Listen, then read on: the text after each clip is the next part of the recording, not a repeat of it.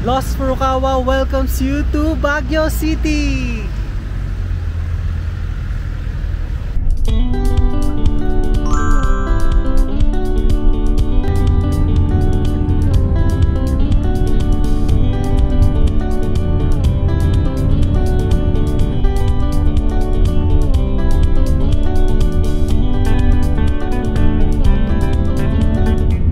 Tuwang-tuwa ako dito sa Baguio guys kasi kahit katirikan ng araw kanina hindi talaga ako pinagpapawisan kasi hindi masakit yung init. Tapos pansin nyo guys is na hoodie jacket na ako kasi sobrang lamig talaga ng aircon and nasa Pampanga pa lang ako guys, so alam pa naman sa mismo Baguio pero nangyigil.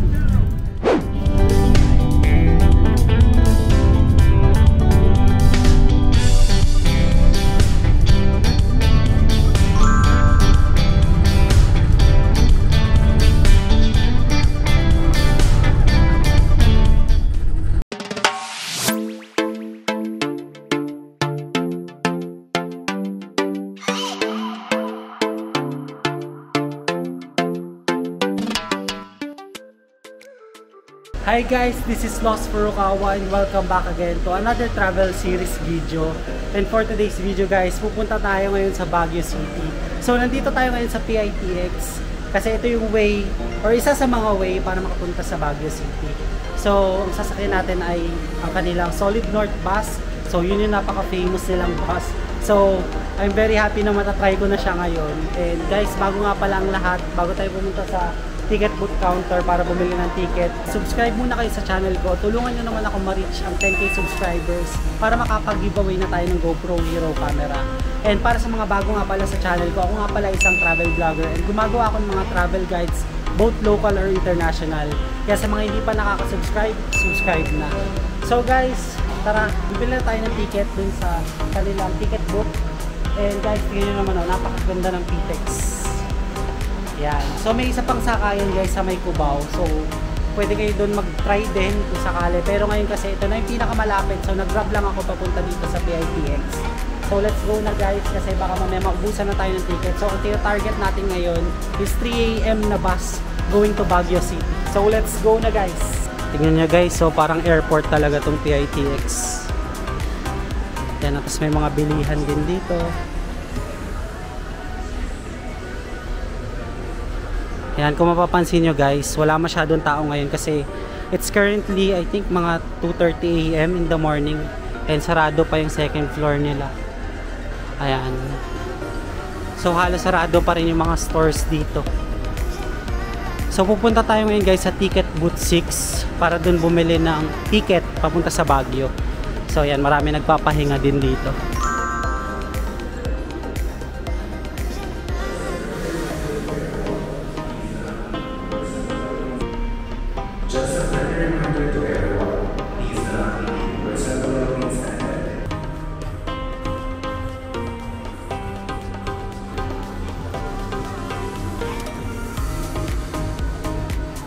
So dito tayo bibili ng ticket natin guys going to Baguio.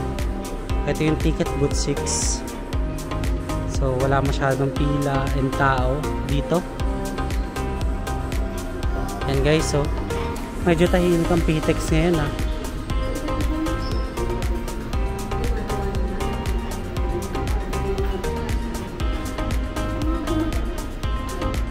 So bad news guys kasi naubusan tayo ng slot for 3 AM going to Baguio City. So ngayon ang binook ko is 9 AM na lang and kailangan ko mag-antay dito sa PITX. So hindi ko alam kung ano gagawin ko sa remaining hours kasi ang time pa lang dito is almost magti 3 AM pa lang. So may 4, 5, 6, 7, 8. Grabe, 6 hours pa. So iniisip ko kung uuwi ako or tatambay muna ako dito sa mga upuan.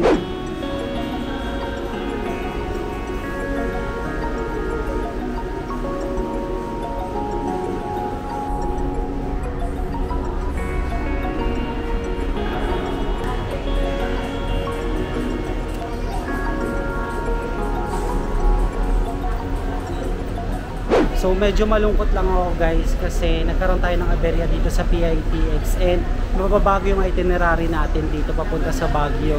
So I need to adjust pa yung mga itinerary natin Kasi 'di ba, ang dapat na agenda natin is pupunta tayo sa Good Days kaagad pagkalapag sa Baguio. So wala tayong magagawa kundi mag-check-in na lang kaagad sa hotel kasi for sure ang dating natin doon, so mga 4 to 5 hours ang biyahe, mga around 1 PM na rin. So nag-decide na ako guys na umuwi na lang muna sa bahay kasi almost 6 hours din yung aantayin natin dito sa PITX. So di ba, para ma-charge din natin yung mga devices natin and also makapagpahinga din tayo since wala pa akong tulog and galing na akong work. So be right back guys, mamaya babalik tayo dito sa PITX and bye bye. And I'm finally back here at PITX. And bago tayo magpatuloy sa ticket booth, so kikwentuhan ko muna kayo sa mga naganap sa nakaraang oras before dito bumalik sa PITX. So by the way guys, kailangan pala magpa-reserve if going to Baguio, lalo na kung peak season. Kagaya ngayon kasi long weekend. So kailangan muna natin magpa-reserve ng mga seats natin 2 to 3 days before yung ating departure going to Baguio. Kasi guys, napakaraming tao talaga nagre-reserve ngayon and hindi ko na advisable yung walk-in kapag kukuha kayo ng ticket going to Baguio. So ilalagay ko na lang dyan yung link guys sa screen sakaling gusto nyo malaman kung ano nga ba yung reservation site ng Solid North na bus. So actually itong 9 AM is hindi na siya luxury, so deluxe na lang yung nakuha ko. Pero okay lang, at least makakapunta tayo Baguio and tuloy na itong 9 AM. Tignan nyo guys, so napakaraming tao na dito sa PITX.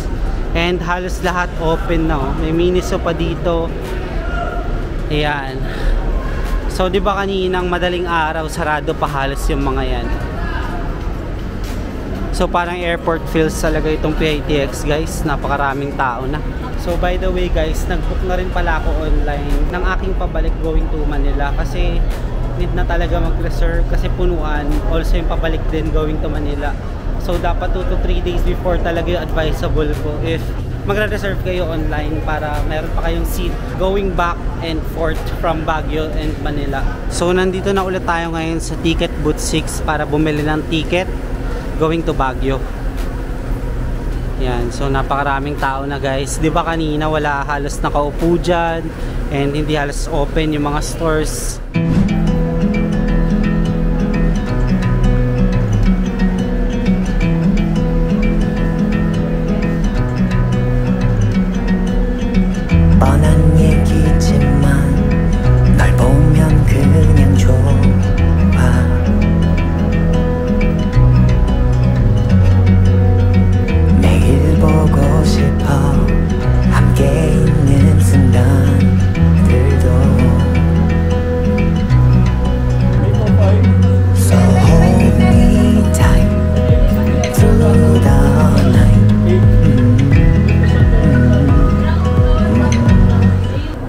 Finally back guys. So nakabili na tayo ng ticket. Yan. So dito pala siya guys sa Ticket Booth 6 dun sa may counters 8 to 9. So di ba kanina pinakita ko sa inyo yung mga bus schedules going to Baguio. So by the way guys, sa gate 4 pala tayo and sa taas daw sabi ni ate. So mag-aalmusal muna tayo dito sa McDonald's PITX branch and ang plan ko bilhin dito is yung kanilang iced coffee. Yan, medyo maliit lang itong McDonald's nila guys. Pero laban kasi kailangan natin ng iced coffee talaga. Bubiyahe tayo napakatagal. So akala ko guys, maliit lang itong McDonald's nila dito. Pero meron pa pala sila sa second floor.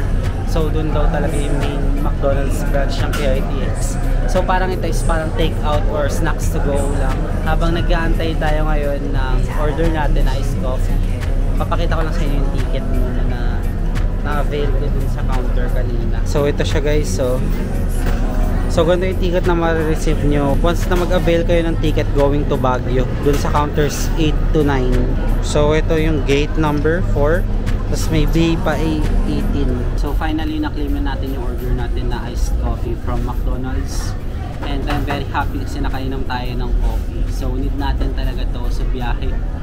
And medyo jet lag pa ako sa aking pagkagising kanina. So nagising kasi ako guys around 7 AM para dumiretso dito sa PITX. So namamanghala ako guys kasi napakaraming tao na kagad. So car differences lang talaga and napakabilis dumami ng mga tao dito since para nga siyang airport, and ito na mismo yung isa sa mga grand terminals dito sa Metro Manila. So pwede kayo dito sa PITX, and also guys, pinakita ko naman sa inyo yung mga pwede na makita dito sa loob.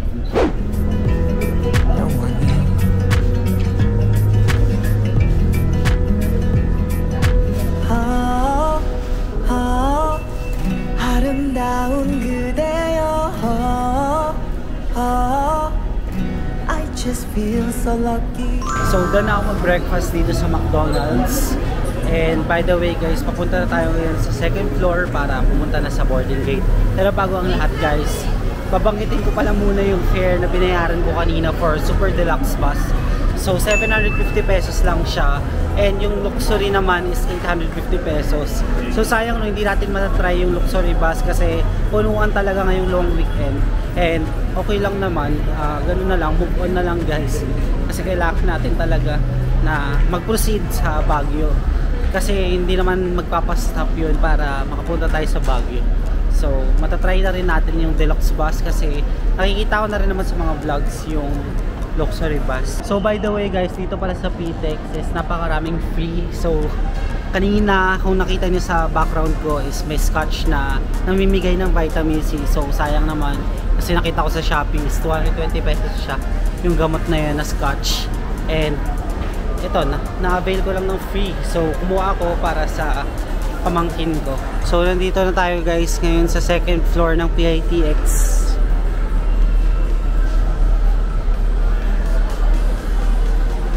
Yan, may bonchon dito. Tapos ayun yung boarding gate number 4.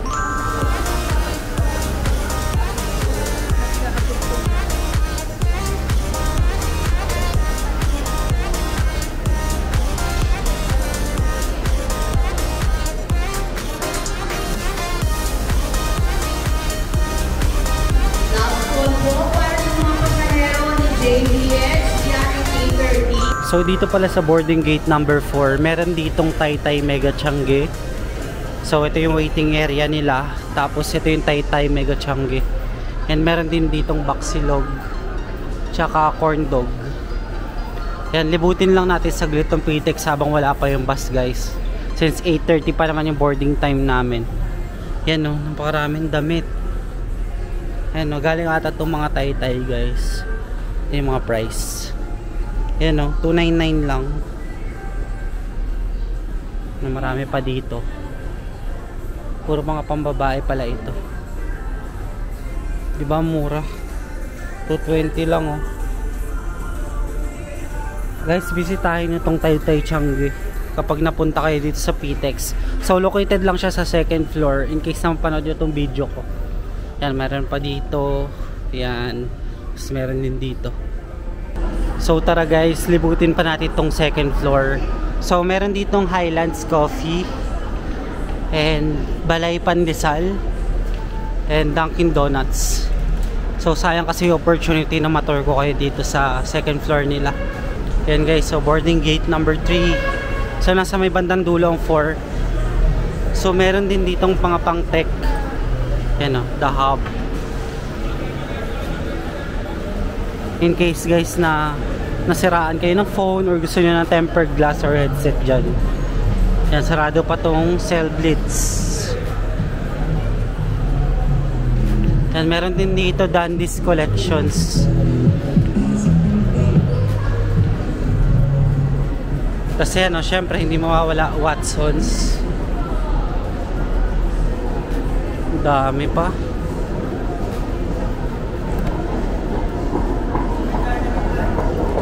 So meron din dito ako nakikita ang theaters na popcorn tsaka Turks.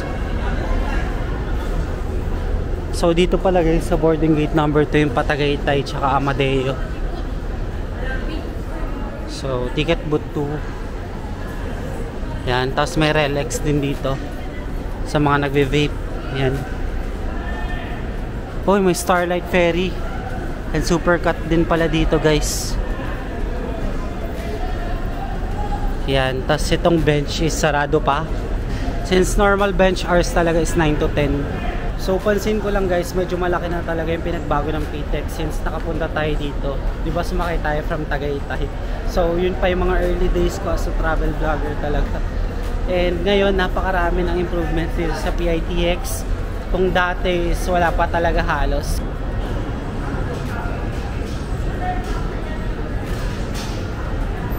So ito na pala guys yung bus na napakalinis.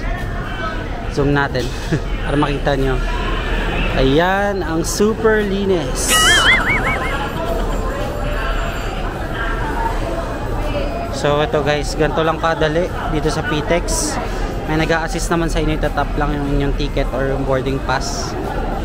Diba? Ayan, nakapasok na kagad sila. Tap po! QR code! Tap lang po!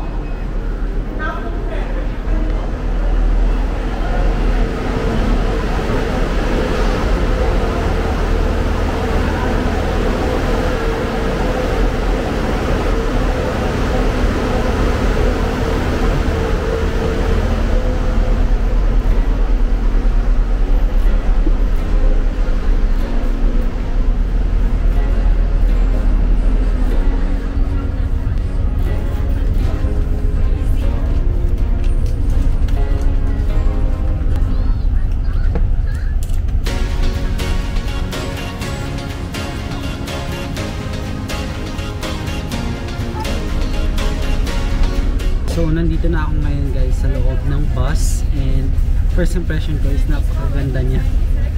Kasi guys may sarili silang CR. Siyempre ngayon ko lang may experience itong bus na may CR. And also guys yung kanilang mga seats is also comfortable din. And also kahit hindi luxury, I'm very happy na nandito tayo sa deluxe bus. Kasi I think sulit ko din talaga itong deluxe bus. Kasi mamaya itutour ko kayo dito habang tulog yung ating mga kapwa pasahero. Siyempre ngayon kasi nagpe-prepare pa sila going to Baguio. So ayun, nasa PITX pa rin kami. Nakakatuwa talaga to guys. And also guys, tingnan nyo, naka-jacket na ako kasi medyo malamig talaga ngayon. And also hindi sira-sira yung mga aircon nila. Nakakatawa. So guys, good news kasi nakapag-book pala tayo ng luxury bus going back to Manila. So expected travel time natin is 5 to 6 hours I think. So around mga 1 to 2 PM nandun na tayo sa Baguio City. So at least diba, malamig kahit tanghaling tapat na. Kasi diba ako guys, pawisin talaga akong tao. And kada nagta-travel ako like sa Singapore, Malaysia and other destinations like dito sa Pilipinas, is pawisin talaga, medyo haggard yung face natin. So tatry natin sa Baguio if magiging haggard pa rin tayo since malamig na panahon din.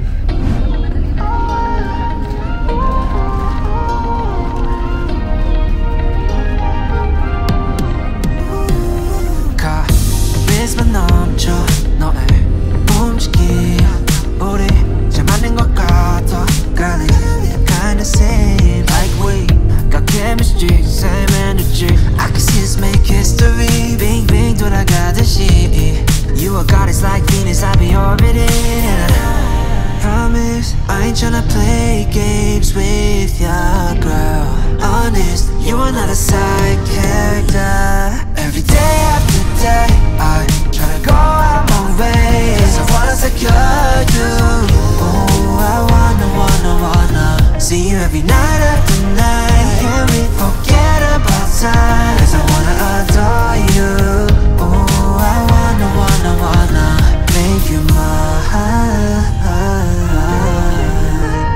Make you mine Snap, this is picture perfect Really got me thinking you and I could be something Pressed all the right buttons and now I'm done Searching damn tired and 여자랑 비교 안 돼 no competition So dito sa bus guys, binigyan ako ng conductor ng water and Skyflakes condensada. So free naman ito guys. Kasama na ata sa package, 750 pesos.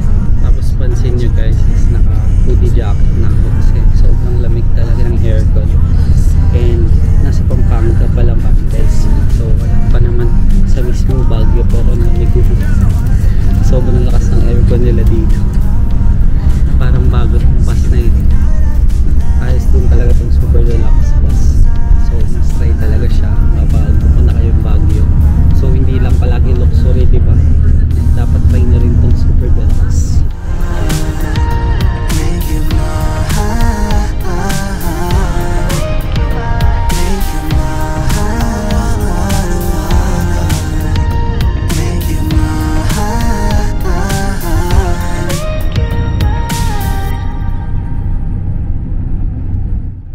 currently 12:30 PM guys, and i-tour ko na kayo dito sa kanilang CR.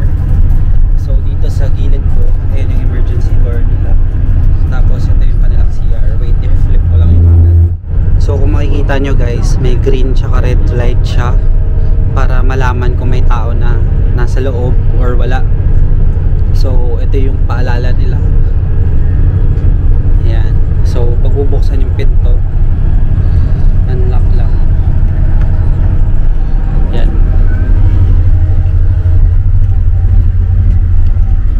Actually guys, maliit lang yung kanilang CR. So ito, parang may window sila pero tago naman. And ito na kaagad yung bowl. Ayan, may bidet din sila. Tapos gripo. And itong hand sanitizer and mirror. Ayan, tapos ito na kaagad yung pinto. So may SOS button din sila. So ito. So actually guys, yun lang yung makikita sa CR nila since maliit lang siya. And mahirap nga lang mag-balance talaga. So kailangan kapag mag-CR kayo, balansin nyo yung katawan nyo para tapos guys, yung memorable pa is na open yung pinto nila na nag-lock naman ako pero hindi ko alam, natutulak ko ata kaya nag-open siya. So natatawa lang ako. So memorable experience sa akin yan dito sa Super Deluxe bus ng Solid North.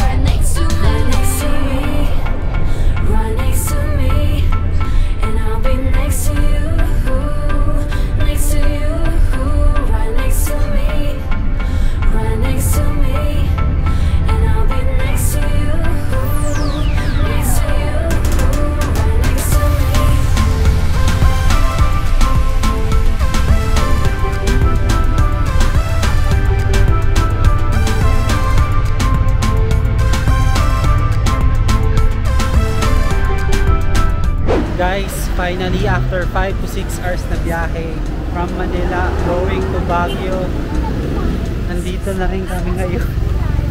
Grabe ang traffic. So expected naman since long weekend and napakaraming turista ngayon since tinake advantage nila yung long weekend. So ngayon ang agenda natin is hanapin yung hotel para mag check-in na and para makakain na rin kasi gutom na rin.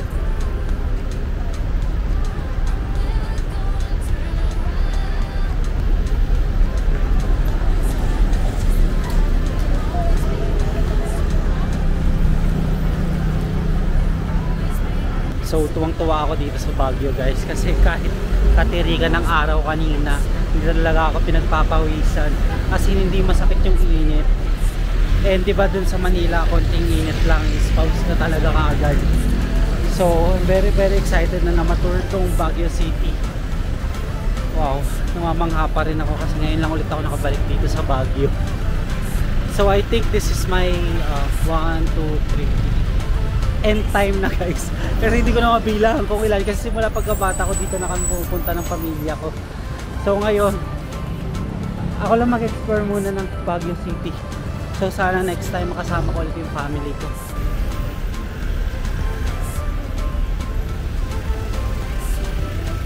So nakikita ko na yung hotel na pagtutuloyan ko guys. So ayun lang pala siya.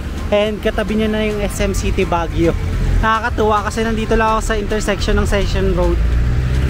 And yan guys, so tingnan nyo naman, napakagandang Baguio City.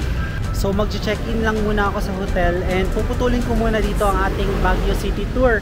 So mamaya guys, see you again sa another Baguio tour. Wait lang guys, kailangan natin mag-check-in muna kasi kailangan na talaga. Anong oras na rin, mag-3 na rin. So almost 6 hours din ang biyahe. papunta dito sa Baguio City kasi medyo traffic na rin. So ayun nga, ang tips ko sa inyo is dapat madaling araw pa lang is nakabiyahe na kayo from Manila. So guys, kung nag-enjoy kayo sa first part ng ating Baguio series, don't forget to follow me on my Facebook page and Instagram at Lost Furukawa. And if you want to do business or sponsorship with me, you can email me at lostfurukawa19@gmail.com. And guys, don't forget to hit like, subscribe, and notification bell para updated kayo sa mga bagong uploads ko. That's it guys, I really appreciate you being here. Let's start on another Baguio tour again in the next one. Bye!